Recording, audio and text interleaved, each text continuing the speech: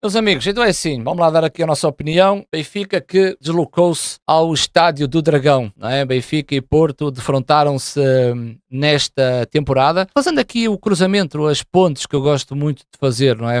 O Benfica que vem de uma derrota frente ao Chelsea para a Liga dos Campeões, já a equipa do Futebol Clube do Porto vem com uma vitória frente ao Estrela Vermelha, em que gestão por parte do Porto leva a que o Porto vença, estando bem na Liga Europa, já o Benfica teria que se reinventar em Londres, mas mesmo assim acabou por perder, o que deixa aqui o resultado negativo para aquilo que é a semana de trabalhos de José Mourinho. Por um lado, o Porto de Farioli, como eu tinha dito, não joga, desliza, não é? E o Benfica a ter aqui alguma dificuldade pré-match para defrontar esta super equipa que o Porto tem demonstrado com Farioli, e José Mourinho optou por trazer a sua estratégia, que é uma estratégia que estávamos todos à espera. É um Benfica mais passivo do que ativo. E eu costumo dizer que um jogo tem sempre duas balizas. O importante é defender a tua, mas também com a máxima importância de poderes fazer um golo na baliza do Porto. Já o Porto acho que foi igual a si próprio. Acho que o Futebol Clube do Porto entrou muito agressivo, no bom sentido, muito rápido, a querer com muita intensidade, muita circulação de bola e com muita rapidez, e isso às vezes pode ser um pouco negativo para aquilo que é a sua tomada de decisão. É o querer fazer tudo rápido, e os adeptos agregam esse tipo de atitude, que é o lançamento de linha lateral, vai buscar a bola rápido, lança rápido, e muitas vezes isso pode ser o próprio inimigo da equipa, trazer esses valores para que depois no último terço o Porto chega lá, mas depois a tomada de decisão acaba por falhar. Por outro lado, o Benfica muito mais tranquilo, mais passivo, o que poderia também não ajudar a equipa, porque depois o Benfica, quando tinha a bola, e esses comportamentos sem bola agregavam um pouco ao espírito da equipa, e a importância era manter o maior número de posse de bola e não as transições para um contra-ataque rápido. Portanto, duas coisas bem diferentes. Primeiro, a estratégia do Futebol Clube do Porto, e segundo, a estratégia por parte do Benfica. Uma primeira parte completamente chata. Foi um clássico chato. Em primeiro lugar, olhar para um estádio do Dragão cheio é sinal sempre de vitalidade, mas num horário destes, num jogo, num domingo, às 9h15 da noite, muita dificuldade para quem quisesse viajar de Lisboa para o Porto, sabendo que no dia a seguir tem que trabalhar. Muita vitalidade no Dragão, mas os adeptos estavam à espera de golos neste jogo, e então os próprios treinadores, que taticamente e principalmente José Mourinho arreteram muito o jogo, fez com que a primeira parte foi muito chata. Eu tenho aqui alguns lances da primeira parte que demonstram a fragilidade do jogo em si, e também depois trago como é que José Mourinho tentou anular o Porto, porque eu acredito que o Porto, quando entrou dentro do campo, só pensou em si próprio, para aquilo que era a sua forma de jogar. Numa primeira parte, que as únicas coisas que eu retive foi a partir do minuto 30, e isso diz muito sobre o jogo. E foi a partir do minuto 30 que tivemos o livre de Sudakov, em que acabou por não marcar, um livre direto, e que depois, 5 minutos depois, o Porto começa a ser mais incisivo, mais presença, mais forte. É que no minuto 35, Samu desbloqueia o jogo no corredor central, que arrasta para o lado direito, e há depois um cruzamento, há uma segunda bola, um corte de um defensor do Benfica, e é o PP que remata por cima da baliza. Portanto, imaginem, minuto 30 ao livre do Benfica, no minuto 35 remata o PP, e só depois ao minuto 41 há uma jogada de envolvimento neste espaço, que Borja Sainz dá de calcanhar, e há o remate de Francisco Moura no lado esquerdo, em que mais uma vez creio que é António Silva que intercepta o remate do Francisco Moura, e depois é Gabri Veiga perto da pequena área que vai rematar e vai dar um canto para o Futebol Clube do Porto. Realmente uma primeira parte muito fraca, um clássico fraquíssimo, e creio que o facto de ser fraco é porque houve muito aqui régua e esquadro, e quando os treinadores entram num sistema tático em que as equipas estão completamente moldadas, estamos sempre à espera que o individual possa surgir. É lógico que José Mourinho olhou para um Futebol Clube do Porto com alguma segurança. E isto, principalmente um Benfica em organização defensiva. Em alguns momentos, o Benfica defendia no 4-4-2. E aqui eu creio que José Mourinho fez o trabalho de casa, naquilo que era a avaliação do Futebol Clube do Porto, mas havia aqui um pormenor que era muito importante, que era o Porto joga com os laterais por dentro, e isso para José Mourinho foi a coisa mais fácil de anular, porque quando os laterais jogam por dentro, pedir passe naquela zona, ao falhar, pode ser a morte do artista, pode, numa zona crucial, pode penar a equipa do Futebol Clube do Porto. Então, Luque Bacchio e Osnas tiveram sempre ali um trabalho associativo com os laterais do Porto e que foi bastante fácil de anular essa perspectiva, em que nós sabemos que o Futebol Clube do Porto tem uma saída de bola muito diretamente com os extremos.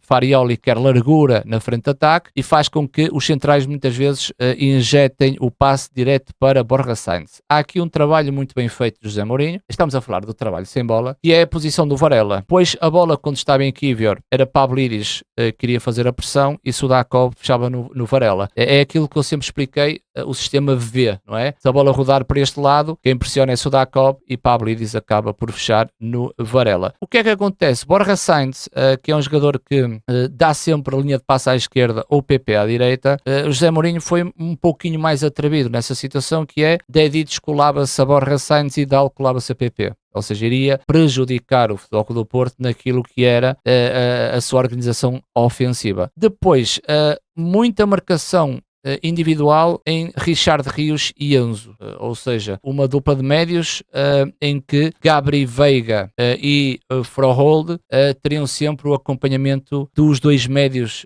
do Benfica, em que os dois pontas iriam sempre naquilo que era Varela estar naquela zona e o meio campo do Porto, com o Gabri Veiga e com o Frohold, teriam sempre o acompanhamento dos dois médios do Benfica e tornou-se secante, a primeira parte secante.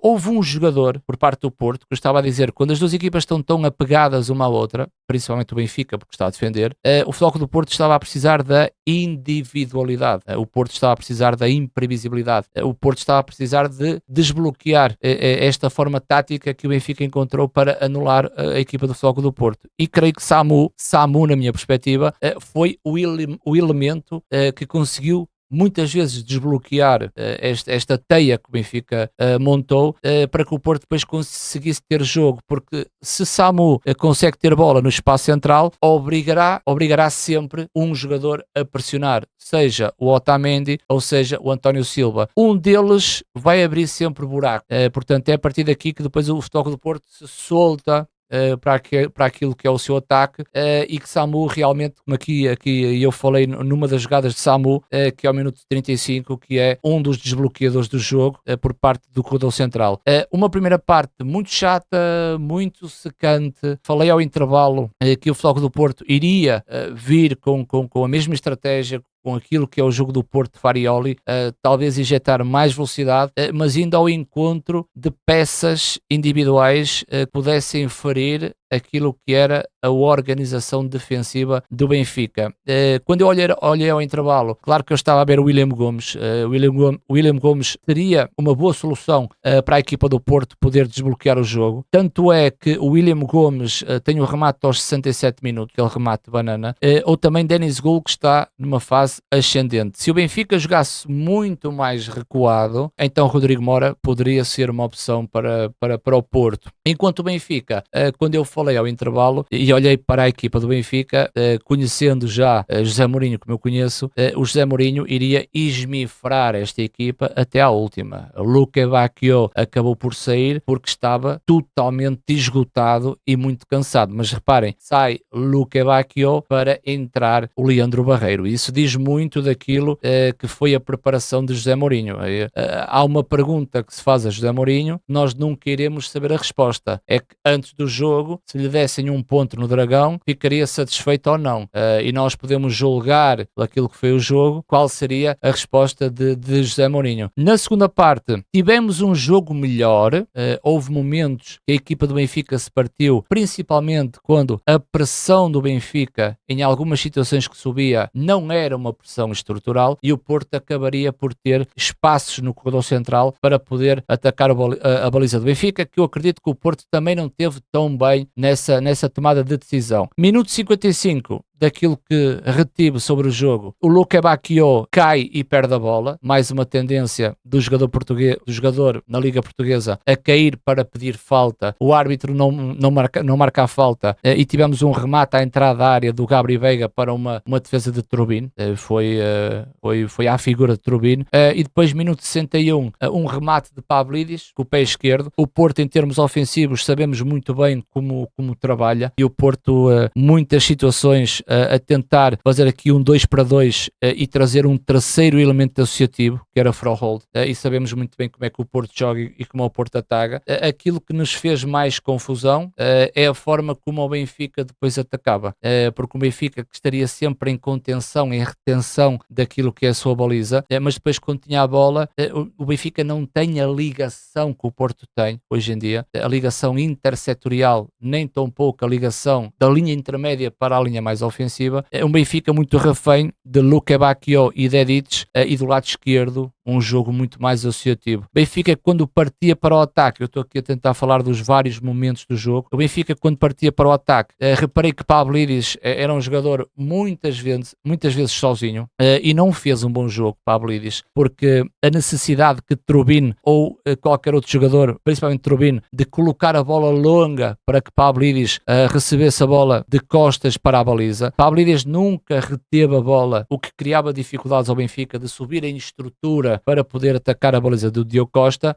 e aos 61 minutos um remate de Pavlidis com o pé esquerdo. Depois, no minuto 62, há um livre descaído, né, perto do lado esquerdo do Benfica. Há um livre que é descaído, quando a bola é colocada na área, aqui Kivior tentou aliviar a bola e a bola vai à barra de Diogo Costa. Kivior esteve ali perto de marcar um gol na própria. E depois, reparem, minuto 62, e após minuto 62 eu trago dois apontamentos. No minuto 67 é aquele remate do William Gomes que vem de fora para dentro, tá? O William vem de fora para dentro, e faz aquele remate de banana, né? Estava tudo à espera no Dragão que o William Gomes, que já fez assim bons golos de belo efeito, pudesse marcar no Dragão. Aquele remate ao minuto 67, e depois reparem, do minuto 67, e eu tenho aqui um apontamento do minuto 91, 67 passa para 91, e é o desbloqueamento do Denis Gul pelo corredor central também, ou seja, é o próprio ponta de lança que vai desbloquear o jogo, que vai pelo corredor central, que vai criar perigo, em que quando o Denis Gul recebe bola e passa, há uma situação que o Enzo poderia ter feito a falta sobre o Denis Gol e não fez. O Denis Gol depois caminha, e há ali depois uma situação que Rodrigo Mora, ao rematar à baliza do Turbin, a bola bate na barra. Portanto, pouquíssimos lances de ataque de uma e de outra equipa, com algum perigo iminente na área, mas um jogo extremamente pobre, sendo um clássico. Não tinha acesso a estas estatísticas, aproveito para falar. O Futebol Clube do Porto tem 8 remates à baliza, 8 remates, 2 vão à baliza. O Benfica tem 4 e 1 vai à baliza. Portanto, estão a ver os remates enquadrados à baliza, a mediocridade que este clássico teve, que não estava à espera desta forma de como as equipas jogaram, e estaria à espera de golos para que, se a primeira equipa marcasse, eu gostaria de ver qual era a reação da outra equipa perante esse golo. De resto, acho que José Mourinho fez aquilo que na cabeça dele o Benfica estava a precisar, que era de não perder o jogo. É aquilo que me pareceu, espreitando sempre a baliza de Diogo Costa, através de um futebol não tão rápido, porque em termos de contra-ataque o Benfica não me parece que Sudakov, Oshnas, o próprio Pavlidis, talvez Luque Bacchio, que se desgastou, talvez um pouco de Dedic na direita, mas o Benfica com o futebol associativo a tentar chegar à área de Trubin, e parece-me que foi muito curto nessa organização ofensiva.